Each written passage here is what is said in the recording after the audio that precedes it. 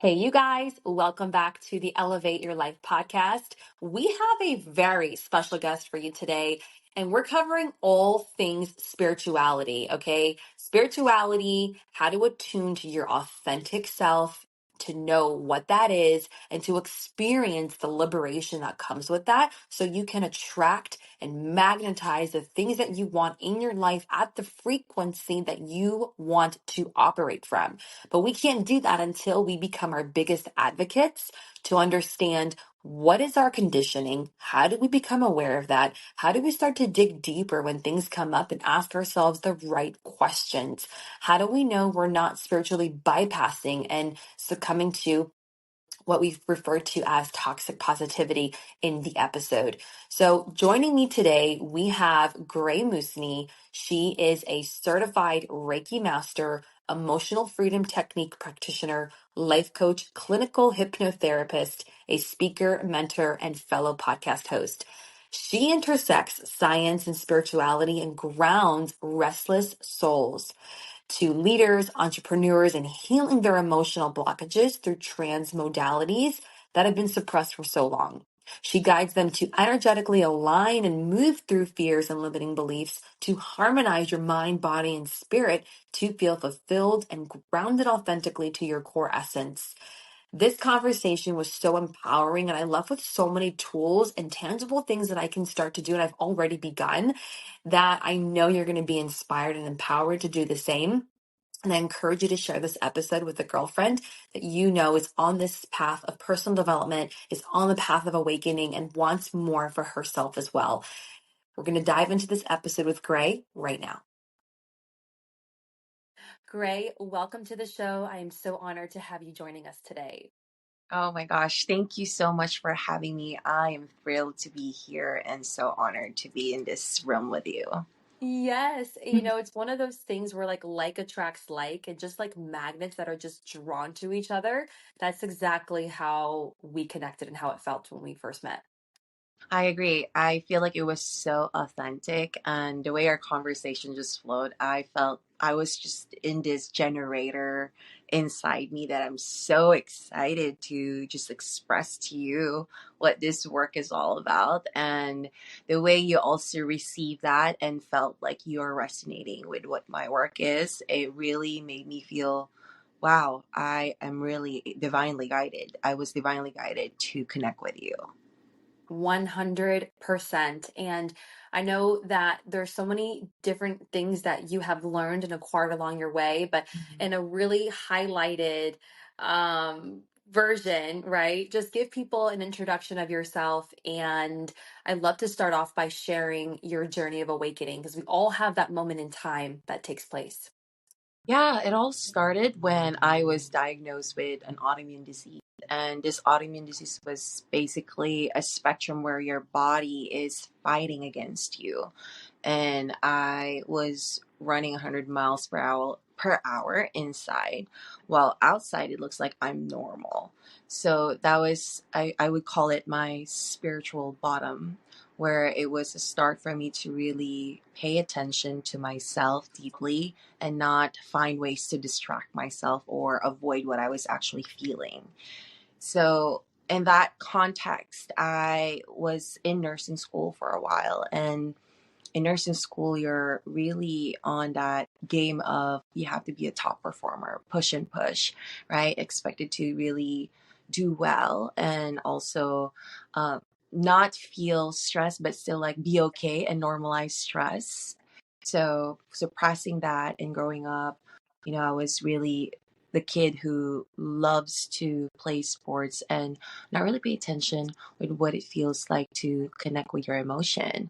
So the household was really, you have to keep going and going and going and push and follow your dreams or just accomplish so many things and meet the expectations of the culture, your parents' ways, so you can be seen or you can be accepted or deemed to be worthy.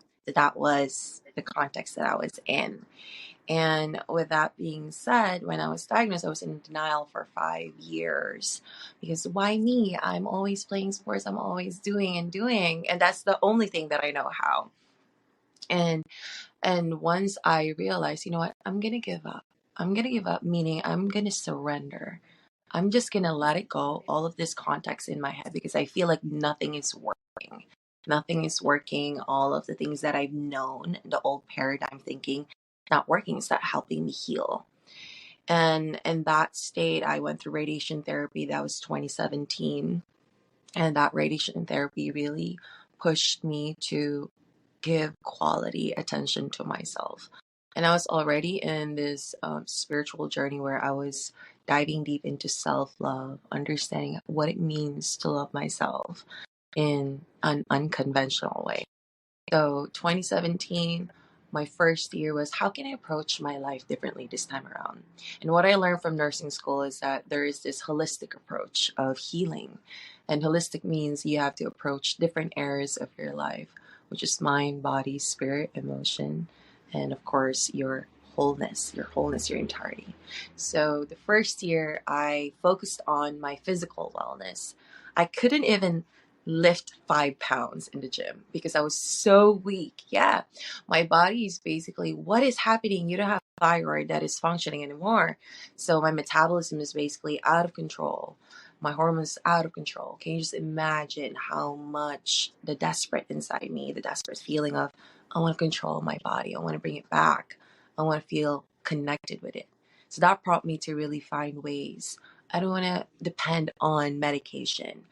I feel like there's got to be another way. And I asked my specialist, and they said, no, you just have to take medication and you got to control everything in that way. And I'm like, no, there's got to be more into that.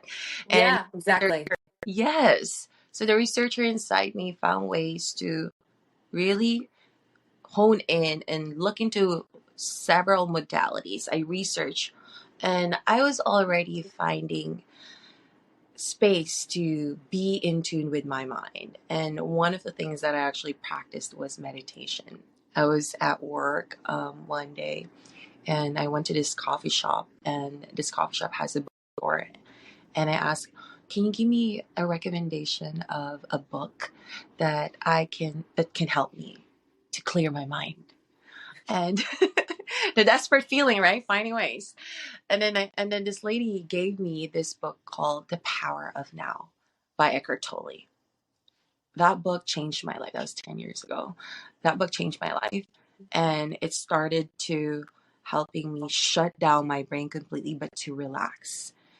So my body is not at ease. With the disease that I have, the context of disease, it's not at ease. It's on a constant survival instinct mode. So that first year I honed in really, how can I relax?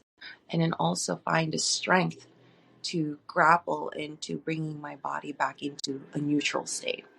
Mm. Next year, it was my spiritual aspect. I connected with multiple shamanic practitioners. And I came to this conclusion that I'm so obsessed with personal development that I just took so many programs like Deepak Chopra's program to understand what does it feel like to connect with my abundant self, because I feel like in lack I don't have control, so my energy is just leaking in different spaces to seek that sense of inner peace. And the Mm-hmm. meditation is one of the safe place where I could be and observe my thoughts that help me to really open different portals of possibilities, abundance energy. And then I found my life coach on the third year of my recovery, where she really opened my eyes to unpacking, unlearning, and healing the parts of me that are energetically blocked and emotionally blocked. And I was piecing things about quantum consciousness at that time too. Anyway, this is all like really full circle moment that I met her in a space where I'm ready to dive deep into my spirituality. So she recommended me to really go on a shadow work. So shadow work is a process where you're reclaiming parts of you that you felt ashamed, that you Mm. felt not good enough, that you felt unworthy of. And with that aspect or realm of holistic healing, I also connected to my inner child. And all of this I found that the root cause of my disease was the parts of me that was repressed emotionally as a kid growing up. Mm. I did not recognize what it fully means to see myself lovingly, because I was constantly seeking outside of me what it means to be loved. I constantly please, and the traumas that I've had, I bypassed them throughout the years growing up unconsciously, right? Because in a household where intentionality is not really seen as a norm, or an emotional attunement is not really seen as a norm, but it's more of like, no, emotion is a sign of weakness, or you being Mhm. vulnerable is a sign of weakness. So Mhm. my coping mechanism was to show that I'm strong, even though I am breaking inside. That was my coping mechanism. It's the mask of my commitment to show everyone, no, I got this. I'm okay, even though I'm not. So that in itself, I realized, wow, all I need is to really love myself unconditionally. It was so simple, yet the hardest thing to be, which is to love ourselves unbound in a way that it's not conditional, not because people says so, not because society says so, but it's with your unconventional being. Mhm. And as I am learning about chakras, I found Louise Hay's work when she healed her cancer. And the profound thing about her is that she saw how our body keeps score, and how our body knows what it needs and what it desires and how it can heal itself. So she healed her body through affirmation, through ways of loving herself too unconditionally. And she created this Heal Your Body, where every disease or every anxiety or misalignment, I call it misalignment, she creates like an affirmation for that. And I found Abraham Hicks, which taught me how to master the emotions through Louise Hay, the emotional guidance scale, where wow, it was the moment where I realized, oh my God, we have so much power. Why are we identifying ourselves with our emotions and our Mm. thoughts? So the emotions is actually a signal to ourselves, or to a place where we're going when we're not in tune or connected with love.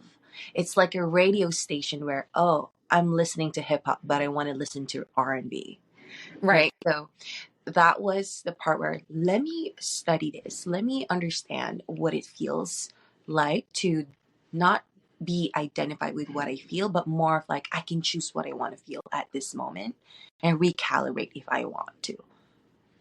That was powerful. That helped me really regulate my nervous system, and it was a big catalyst for me to really come back to a normal range of my hormonal state. And Mm. that itself, and on that, I was manifesting all these mentors.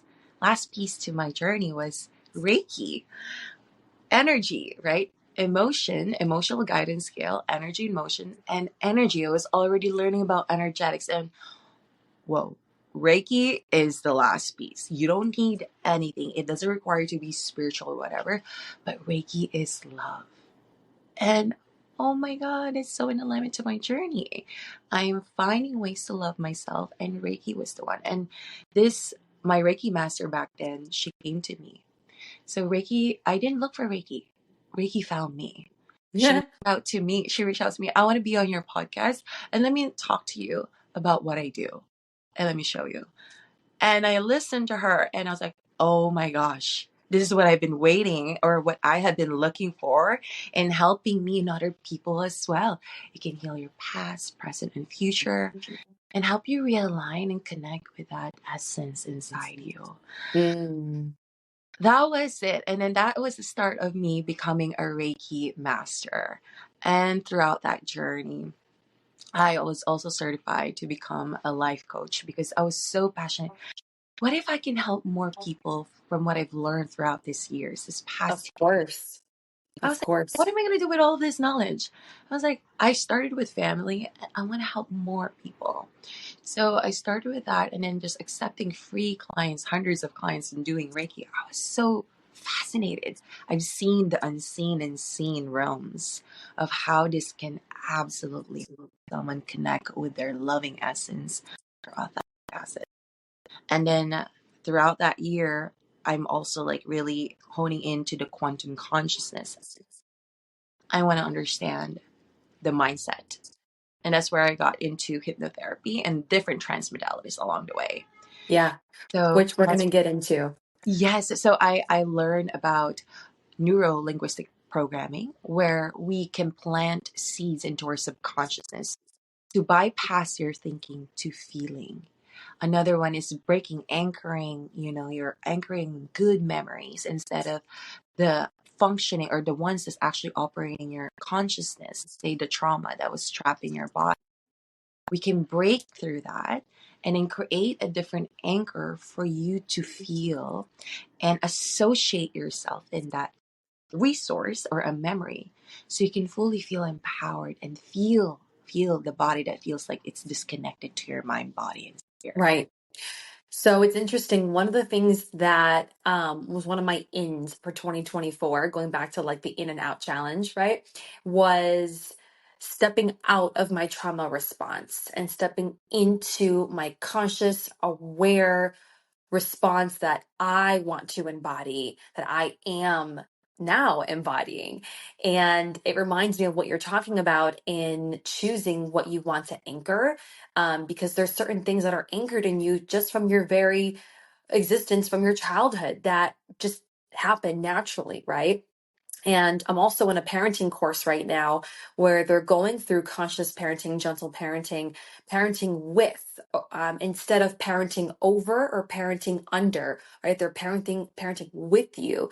And it's Mm, so interesting to also recognize how many things that you think you're going to do different when you're older, now that you have the freedom, and then you recognize how many things are actually still in you because they're anchored in you. So this work is so important to do, at any stage of your life. Even if you think there's nothing there, just wait till a new experience gets presented to you. And there's so many things you're going to find that have been dormant that are there to work on. Like I've noticed now as a parent, right? Just so many new things, even engaging in a partnership, right? That's, true form of intimacy and vulnerability and being seen for all the things that you don't want to be seen. So I love how your journey, like you just kept going deeper and deeper and deeper. And because you were just so, um, I don't want to say like, not just, I don't want to say the word obsessed, but like so curious, that mm, curiosity just kept deepening and evolving. mm, And now you've accumulated all these different modalities that you help so many people and women with. There was one part that you talked about when it came to loving yourself mm, unconditionally. And giving yourself that love is the love that we seek from others. It's like the love that you seek from a mother, like mm, love me for all I am, all that I am not, for mm, all that my being is. And I think so often we forget that we have the power to give that to ourselves. And it's the mm, greatest gift that we mm, can give. So let's start there, because that is, I think, so hard for people to do. They don't even know where to begin in loving themselves. Like, most women don't even know what that means, besides bubble baths and girl time. yeah. I appreciate you really highlighting that, because I myself had the same experience. It was really challenging in the beginning. I want to be clear to everyone that love is inherently within you. You are worthy. You are love. You are enough inherently. However, we have this core commitment growing up. We were shape shifted or conditioned or preconceived notions, all of these perceptions and what it means to be love and how to give love. And the ways that we know how, the ways that we received it, it's not actually from us, but from the environment or from how we were raised. It could be also from the things that we've seen growing up or what we were familiar with. So I call that the core commitment. The core commitments are the unconscious ways of us seeking what it means to be loved. Let's say, for example, when someone is overachieving, or someone's overdoing, like I feel like it's not enough. I mean, I know I want to do and do. Say for a mom who's like, I feel like if I don't do enough or if I don't give enough for everyone around me or my kids, I feel like I'm not being enough for them. that in itself is like, ask yourself the core essence, actually the need or the love that you actually need is to hear that I am content. I trust myself that I'm giving enough. It's so simple, but it's so layered with subconscious core belief systems that it's not making you see that you are enough, right? So this belief, so really ask yourself, what are my core commitments from the past that I'm familiar with, that I'm seeking unconsciously, that's making me not feel loved? Or what are the ways growing up that I feel loved? Or the ways, what are the things that I've done so far growing up for me to get that love, right? We have this like love languages, right? Some people are familiar with words of affirmation. Yeah. Some people are familiar with acts of service or physical touch. Really looking into that. What are the things that I was familiar with growing up where I feel mostly love that I didn't receive or may have been overly doing to get it from my caretaker or from the people around me? I'll give an example for myself. I I have to constantly be the perfect daughter to achieve all of the A's in school. So my mom would see me that I am good enough. So I overperform, I overachieve so she can see me I'm good enough. But actually, all I want to hear is that you're doing such a great job. I'm so proud of you. Mm-hmm. And I remember that moment where I was doing yoga and I said that to myself. I'm so proud of you because I am overworking a pose. I'm so proud of you. And I felt the love in my heart space just cry. It just like the cry of like, I hear you. My inner child was hearing it. I hear you. I'm so proud of you. So that I would want for someone to come to that space of us women, right? We carry all of that core commitments for us to show up, Mm-hmm. and we Mm-hmm. unconsciously perform instead of being, instead of resting to what we are actually capable of in source. Right. One of my things that for me in my household, it was a matter of expression and authentic expression. So, I didn't feel comfortable expressing authentically because that meant I would be shamed or guilted, or, it didn't align with the response that I was looking for, right, from my caregivers. And it was just, it just wasn't comfortable for me to express authentically. So that turns into a people pleaser later on in life, right? And so I had to myself peel back those layers and recognize, okay, where am I not being authentic in my life? Because ultimately I'm disappointing myself. And, that becomes that displeasement in the body and a constant anxious nervous system. So I know you are very in tune with authenticity and the frequency of authenticity, and how that is the catalyst to be in so much of what we talk about. So talk to me about why authenticity emits the highest frequency and the value in maintaining for our state of well-being. Mhm. Thank you. That's a really good question. And being authentic is actually being liberated from any shackles, from any chains of you trying or overdoing or seeking outside of you. There was this Spain study that was conducted with 2,500 workers in a company, that when they're being authentic, showing up in their workplace, they actually perform better. They actually create more connection in the environment that they are in. They're more motivated. Why? Because it's the highest frequency, because you are just showing you being you. And when you're being you, there's that deep sense of groundedness that it's like, imagine a tree. The root is so solid on the ground that you are not shaken by the weather or the strong wind, but you're standing tall because you know who you are and you're being, and you're just magnetizing your authentic essence inside you. As I've mentioned earlier, we have these core commitments, right? Those layers and layers of inauthentic parts of us that we thought it was us or that we identified as. It's actually not who we are, but it's what we were familiar or were raised to show, to perform, to be in order to get or receive love.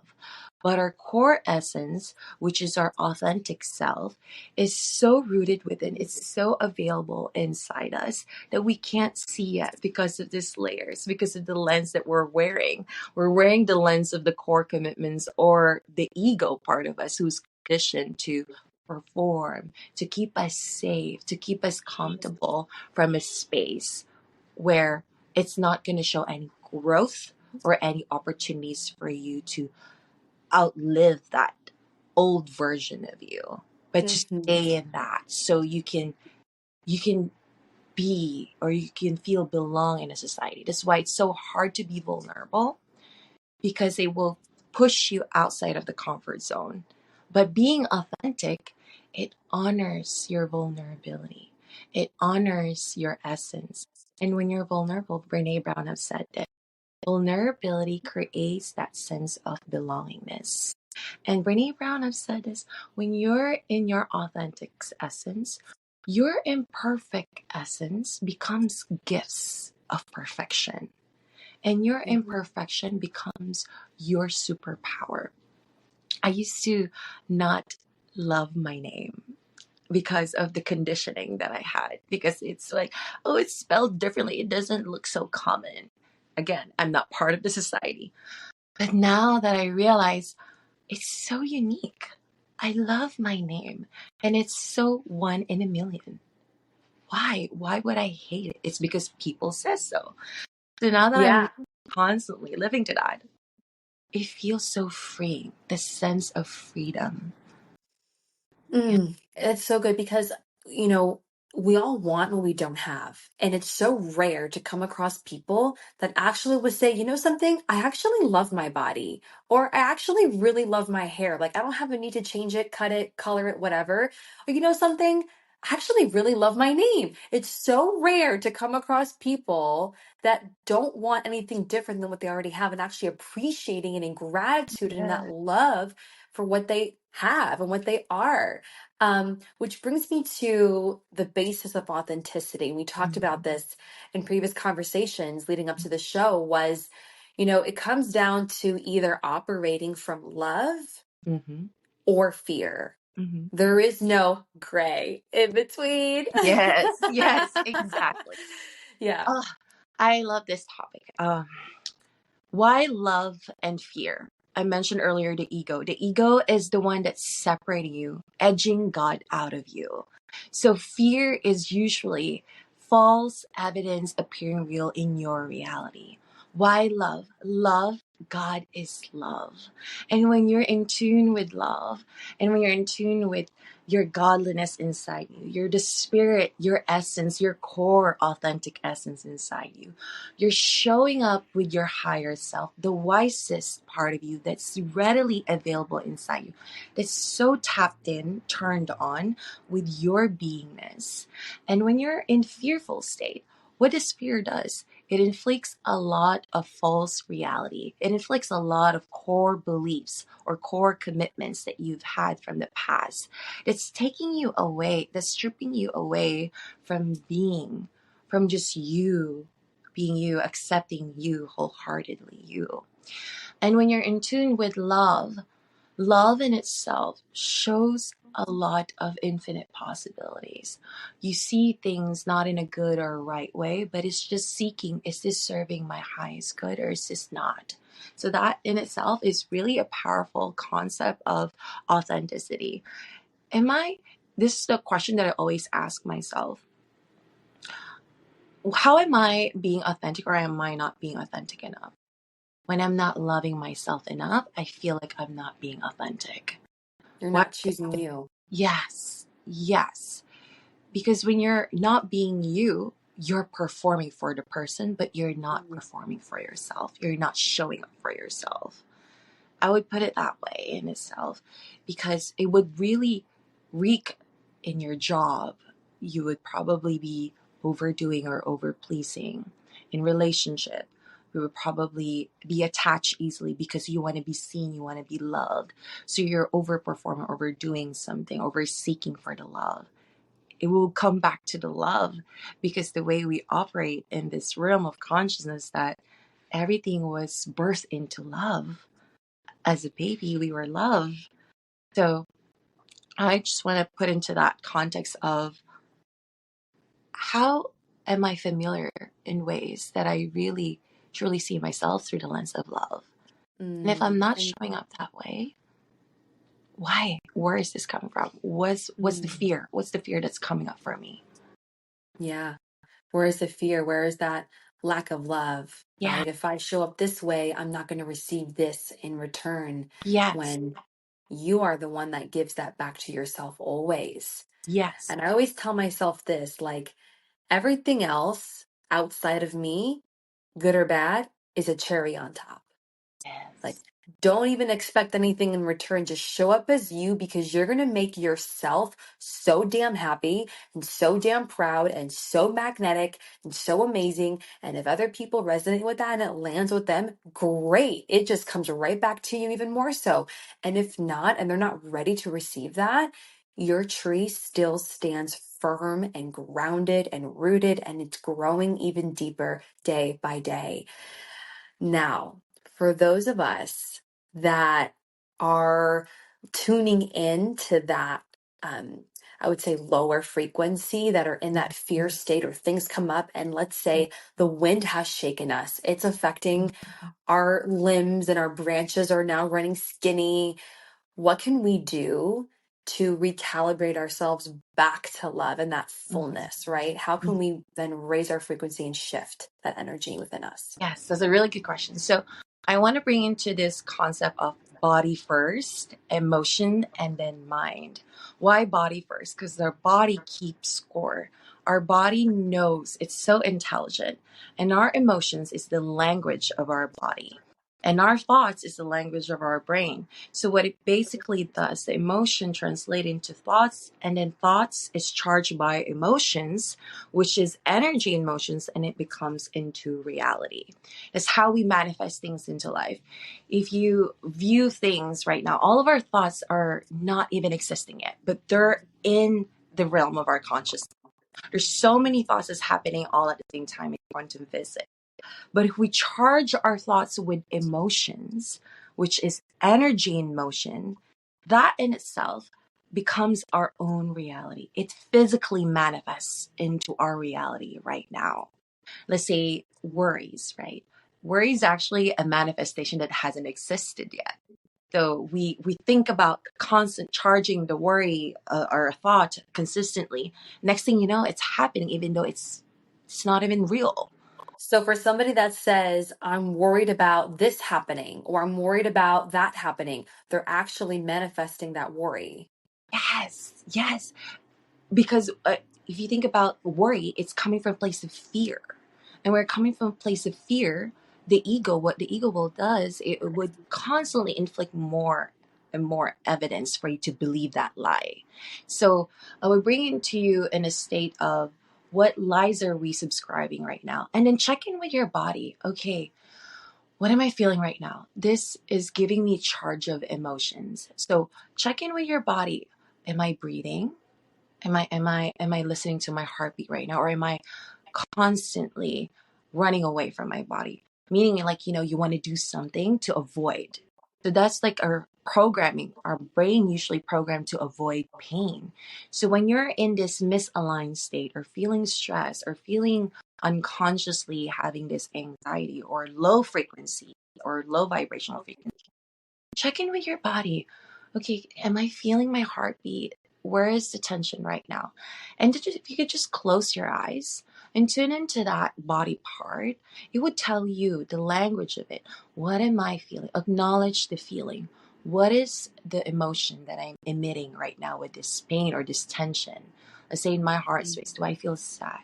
and sit in with that sad, that emotion. Because in emotional guidance scale, you don't jump from one low frequency to a high frequency. We go on to the next best feeling.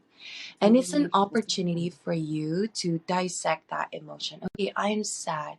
And then inquire, like ask, give quality attention to that emotion.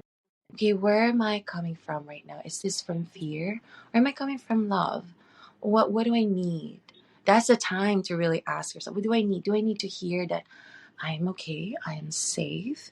What do I need to hear in order to feel love in this moment? What is my authentic core needs?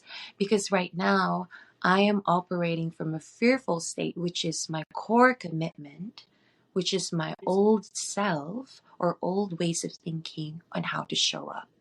But let me go a little inch deeper to my emotion. What do I need? What do I need to feel love at this moment because I'm feeling fearful? And then Mm-hmm. really the wisdom of that, it would show up with your thoughts. It would come up to your thoughts. And your wisest self, which is your higher self and your authentic self, would come up and ground you and recalibrate from that. So that I wanted to bring in that in this conscious way of recognizing, feeling, tuning in. And then there's also other practical ways for that, but I will give you that first because you want to feel the emotion, not bypass them. Because emotions are temporary. Emotions are not who you are. It's just a signal that you're not feeling in love or in tune with your authentic core at the moment. Mm-hmm. You know, it just brought to my mind when you said to not bypass the feeling, which it's so easy to go right into like, what's the silver lining out of this? Or like the flip side, or what's the positive takeaway? And toxic positivity can enter the room and, or like spiritual bypass, if you will. Can you talk a little bit about that for our listeners? Because I've even experienced that. I'm always about like the silver lining in the moment, right? To make things better and okay, but better and okay for me so that I'm not okay. However, that's also a way not to feel the feelings. So that It's was really really, good. really good awareness that you brought that because we were deemed, well, vulnerability first, it was deemed to be what? Weakness, right? It was deemed to be as a sign of weakness or somehow being vulnerable with your emotions, sign that, oh, you're not in control. But the truth is, the power isn't actually changing or calibrating with your emotion. It's actually that's where you're telling yourself, no, I'm in control of my emotion. It's not that it's going to stay here for a while, but it's actually me checking in deeply, being present with the emotion. Because if you bypass this emotion, what's going to happen is that your body's going to keep score. It will be repressed. The emotion's going to get stored in your body. And that's why you feel like, oh my God, I have shoulder pain or I have headache. It's like somebody would feel like I have back pain. Why? Because we keep avoiding to process the energy, again, emotions and energy in motion, the energy that is emanating through you that wants you to calibrate, to switch, right, to just move that metrics of emotion towards back to your loving authentic state. That's why it's so important. Positivity and spirituality doesn't mean that you have to be always on the high, but it's actually learning how to be fluid and flow with the ebbs and flow of the energy, because you're not you're not basically one emotion. You can explore the levels of your receptivity to the frequency that you're emanating. the Mm, the intention is to welcome the emotion, not seeing them good or bad, but actually seeing them as, oh, with an enthusiasm. Oh, I'm feeling sad right now. It means I'm up leveling. There's no other way but to go up when you're right. feeling that. So yeah. I did hear from a monk once that the purpose isn't to be in that high frequency all the time. And obviously, want to be in a low frequency either. It's to be somewhere around the middle so you can maintain that balance. And as humans, that's what we're here to do, is to feel the full range of emotions. And like you said, go with the ebbs and flows. Like, there is nothing wrong with you if today you're feeling a little lower and tomorrow is going to be a higher day for you, because maybe there's activities that are putting you in that energy space, right? Like, I know when there's momentum, I feel at my best. My energy shows up for that momentum in the best way possible. And days when there's no momentum, it's like, eh. Yeah. But there's beauty in those days as well. Um, so let's dive into how we can deliberately be the creator of our lives Mm. through harmonizing all of these things that we've been talking about here. Mm. I learned this statement from Abraham Hicks because she really emphasized the power of our emotional attunement, our ways of being in, tapping in to feeling good, tapping into our birthright, which is joy. And I have that statement on my board, like, your birthright is to live to the fullest joy of your being. So we have this emotional guidance over. Top one is basically appreciation, gratitude, authenticity, joy, and love. So when you're tuning into that emotion, one has to become fully aware to what it feels to be in the low frequency. So what she explained is that we have contrast. Contrast is basically the opposition or the opposite of our desire. And our desires is our authentic core essence. Like I mentioned earlier, we have core commitments. We have this unconscious layers of perception of what we actually need, but it's actually the inauthentic part of us is operating here. But our core essence is the loving one. It's the appreciated one. It's the joyous one. It's actually the place where we can create deliberately. So, why emotion is important? Being in tune with your emotion helps you to align yourself from a space where you are inside the vortex of your desires. The vortex of your desires are your authentic essence, where you magnetize things or physical, material, emotion, abundance, or energetic relationships from that state. Have you ever recalled a time and space where I achieved my goal, but I still feel Mhm. empty? Oh, yeah. Yeah. So some people manifest, let's say, money, but they manifest from a place of lack or scarcity, right? Some people are driven with, like, I want to have this XYZ amount of money because I don't have it. And then once they got it, it actually wasn't sustained, but it's disappeared and they feel sad again. But when you come from a place of authentic essence, love, and appreciation, you are in the vortex of creation. You are constantly magnetizing naturally your desires that you're so self-aware, so in tune with it that you can really create it in your reality instantly without you even noticing. Like yesterday, I was walking. I was just appreciating. I was on my rampage appreciation walk, and I was like, I actually wanted probably like a matcha latte walking. Maybe I should go in a coffee shop. And I went on a coffee shop, and then someone bought me a matcha latte for free. Yeah, I love that. That's yeah. so I didn't sweet. know who. I was like, oh, someone bought your drink already. What? Who? Oh, they left already. Wow. And just really deliberately creating, you're the deliberate creator of your own reality. We were conditioned that, oh, in order to have what you want, you have to do and do instead of being. But the truth is, you have to be that love, be that appreciation, be that conscious, aware, authentic self to do the things that you desire. And naturally, you can have them. We are constantly doing and doing, but we forget we are so in control of our reality. what frequency are you doing from? Because that's what you're going to attract. It goes Yeah. back to that radio frequency when we first started chatting. It's like, so if you're doing out of a certain frequency in the radio station that you're tuned in from and you're operating from that station, that's what you're going to get, more of that. And it's going to bounce off the other signals that are just not going to be drawn to you because they don't resonate with you, unfortunately. Or they will, and they're going to be super drawn to you, but it might not be what you want in return. So it's like, Mm-hmm. set the foundation of which frequency you always want to return back to as your new core commitment. Yes, yes, yes, yes, yes. I really emphasize our frequency that it is temporary. It's not who you are. You can always Mm. shape shift your emotions at any time in the day.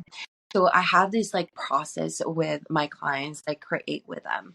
So I call this rain process, where you recognize, are you operating from a fearful state, or are you recognizing, or are you operating from a loving state, right? So the thought process would be, am I tuning into my ego, which is the one that's like operating from the core beliefs, right? The core commitments that we've had conditioned, or am I operating from my higher self or my loving authentic self, which is the wisest part of you who knows what you truly desire? And then come into the A, which is the acknowledgement. Okay, if I'm coming from a fearful state, what is that fear? What can I acknowledge at this moment? What can I accept? Am I fearful of rejection? Am I fearful of not being good enough? And just really coming to that awareness of what is happening in front of you in this reality. What thought am I actually in? So acknowledging that. And then I, which is to investigate, inquire, give an interview to yourself, like give a self talk, self check in, right? Just check in with yourself. Okay, where is this coming from? Who told me that I'm not good enough? Who told me that I'm not worthy? Huh? Who told me? Right? Usually it would be us, right? So it's just that state of awareness and coming to an acceptance state where you will bring in compassion energy.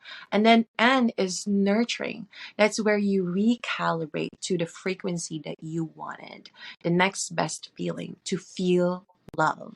If I'm operating from fear, there's no other way but to feel love. Let me go into my tools. If you have already the tools there, if you love grounding yourself, I'm gonna go for a walk real quick to just transmute this energy on the earth barefoot.